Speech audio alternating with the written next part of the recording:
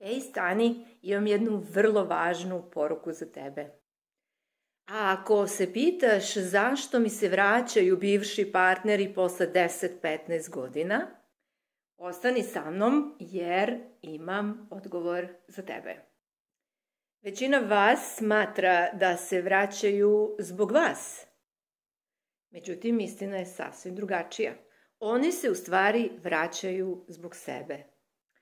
Vraćaju se zbog sebe zato što negde nešto nisu završili sa vama.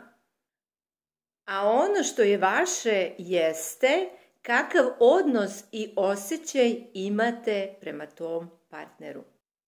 Ako ste odmah požurili u maštu kako će se taj odnos nanovo kreirati, stani odmah.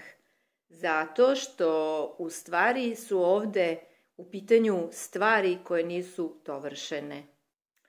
Ovo nije pravilo, ali je velika verovatnoća da je taj partner sa druge strane trenutno duže vreme sam i nezadovoljan i da pokušava u stvari da oživi neke stare emocije koje je imao sa vama i koje je vezao za vas. Što u stvari i vi radite takođe sa njim.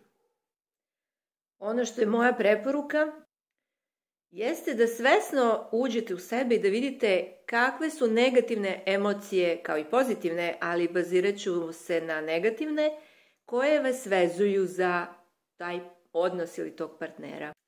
I kada to razrešite, vidjet ćete kako će ta osoba izaći iz vašeg života.